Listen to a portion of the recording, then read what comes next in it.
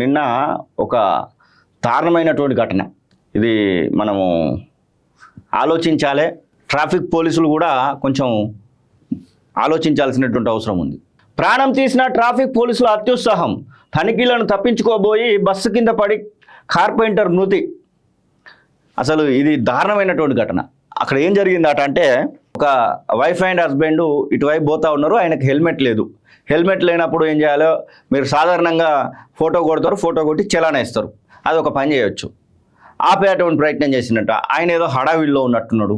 వెనకాల భార్య ఉన్నది. ఆయన పోతా ఉన్నాడు. పోయేటైనను పోయి ఈ కానిస్టేబుల్ ఇట్లా తోసేటువంటి ప్రయత్నం చేసిండు. కింద పడిపోయిండు. అదే దారిలో వస్తున్నటువంటి బస్ కింద పడి నలిగి చనిపోయిండు ఆయన. భార్యకు ప్రమాదం ఏం జరగలేదు, కానీ అక్కడ ఉన్నటువంటి అతనికి మాత్రం జరిగింది. పోలీసుల దురుస్తనంపై స్థానికులు వాహనదారుల నిరసన. లాఠీ చార్జీ కూడా జరిగింది. అక్కడ చలాన్ల వసూలుకు ట్రాఫిక్ పోలీసులు ప్రదర్శించిన అత్యుత్సాహం ఓ వాహనదారుడి ప్రాణం తీసింది. సైబరాబాద్ పోలీస్ కమిషనరేట్లోని బాలనగర్ పిఎస్ పరిధిలో ఈ ఘటన చోటు చేసుకుంది. పోలీసులు స్థానికులు తెలిపిన వివరాల మేరకు ఏపీలోని కోనసీమ అంబేద్కర్ జిల్లా గేదెల లంకవరం వాసి మమ్మిడివరపు జోషిబాను 32 సంవత్సరాలు హైదరాబాద్కు వలస వచ్చి గాజుల రామారం రూడామెస్టి నగర్లో కార్పెంటర్గా పనిచేస్తున్నాడు. అతడికి భార్య, 2 పిల్లలు ఉన్నారు. పంజాగుట్టలో పని పూర్తి చేసుకొని వచ్చేందుకు ఆదివారం మధ్యాహ్నం బైక్పై బయలుదేరిన జోషిబాను ఐడిపిఎల్ టౌన్షిప్ వద్ద ట్రాఫిక్ పోలీసుల తనిఖీలను గమనించాడు. ట్రాఫిక్ కానిస్టేబుల్ సూచన మేరకు బైక్ ఆపినట్లే ఆపి కుడివైపునకు తిరిగి తప్పించుకోబోయాడు. ఆ క్రమంలో వెనుక వస్తున్న బైక్కు తగలడంతో రోడ్డు మధ్యలో పడిపోయాడు. అప్పుడే వెనుక నుంచి వేగంగా వస్తున్న మెదక్ డిపో ఆర్టీసీ బస్సు వెనుక టైర్ కింద పడి తల పగిలిపోవడంతో అక్కడికక్కడే ప్రాణాలు కోల్పోయాడు. ట్రాఫిక్ పోలీసుల తీరు వల్లనే ఇది జరిగిందని చెప్పేసి అక్కడ రోడ్డు ప్రమాదంలో కార్పెంటర్ మృతికి ట్రాఫిక్ పోలీసుల వైఖరే కారణమని స్థానికులు ఆరోపిస్తున్నారు. ప్రమాద స్థలంలో ట్రాఫిక్ కానిస్టేబుల్ గోపాల్ మద్యం మత్తులో ఉన్నాడన్నారు. జోషిబాను బైక్ ఆపాలని బెదిరిస్తున్న కానిస్టేబుల్ను తప్పించుకోబోయి ప్రాణాలు కోల్పోయాడని ప్రత్యక్ష సాక్షులు చెప్పారు. జోషిబాను మృతి చెందగానే డ్యూటీలో ఉన్న 2 హోంగార్డులు పరారైతే కానిస్టేబుల్ అదృష్టమయ్యాడని తెలిపారు. ట్రాఫిక్ పోలీసుల తీరును నిరసిస్తూ స్థానికులు, వాహనదారులు వాగ్వాదానికి దిగారు. వారిని రెచ్చగొట్టేందుకు పోలీసులు లాఠీలకు కూడా పనిచెప్పారట. ఇక కానిస్టేబుల్ పైన కేసు నమోదైంది. మృతుడు జోషిబాను సోదరుడు నాగఫణీంద్ర ఫిర్యాదు మేరకు బాలనగర్ పోలీసులు ప్రమాద కారకుడైన ట్రాఫిక్ కానిస్టేబుల్ గోపాల్పై BSSSలోని భారత న్యాయస్మృతిలోని 304A సెక్షన్ కింద కేసు నమోదు చేశారు. అతన్ని అరెస్టు చేయడంతో పాటు విధి నిర్వహణ సమయంలో మద్యం సేవించాడా అన్న విషయం నిర్ధారణకు గాంధీ ఆసుపత్రిలో వైద్య పరీక్షలు చేస్తున్నట్లు సమాచారం. ట్రాఫిక్ కానిస్టేబుల్ అత్యుత్సాహంపై నిరసనతో పాటు వారి వల్లే బాధితుడు కోల్పోయాడనే ప్రచారం నేపథ్యంలో పోలీసు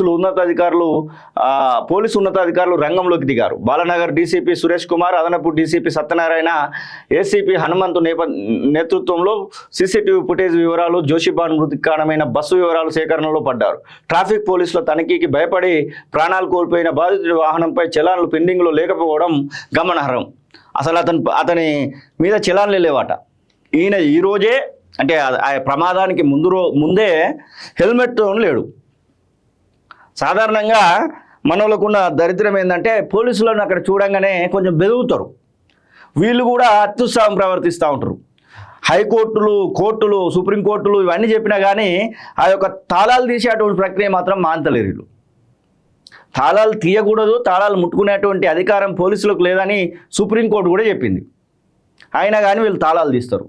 తీసిన వాళ్ళు తీసినట్టు ఊకోరు. అత్యుత్సాహం బెదిరిస్తూ ఉంటారు, బూతులు తిడుతూ ఉంటారు. కొంతమంది అయితే కొంచెం మారుర్రి.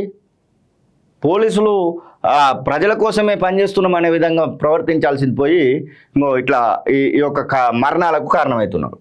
ఎస్, ట్రాఫిక్ నియంత్రణ అసలు వీళ్ళది ట్రాఫిక్ నియంత్రణ లేదు. నిజంగానే వీళ్ళు ఏమన్నా అంటే ఫోటోలు తీయాలి, అప్లోడ్ చేయాలి, ఇక్కడికే అవుతుంది. మరి ప్రభుత్వం ఏమన్నా వీళ్ళపైన ప్రెజర్ పెడుతుందా, పోలీస్ అధికారులు ఏమన్నా ప్రెజర్ పెడుతున్నాడో తెలియదు, కానీ వీళ్ళు లెఫ్ట్ రైట్లు ఇచ్చుడు అవన్నీ బంద్ చేశారు. ట్రాఫిక్ ఒకటే ప్లేస్లో 5-6 నిలబడాలి. దానిలో ఒక SI స్థాయి అధికారి, CI స్థాయి అధికారి ఉంటారు పోలీసు. వాళ్ళు వెంబడి ఒక కానిస్టేబుల్ ఉంటారు. ఆ చలాలను వసూలు చేసే కార్యక్రమం తప్పితే వీళ్ళు ఏం లేదు. వీళ్ళు ఒక ఫోటోగ్రాఫర్లుగా మారారు.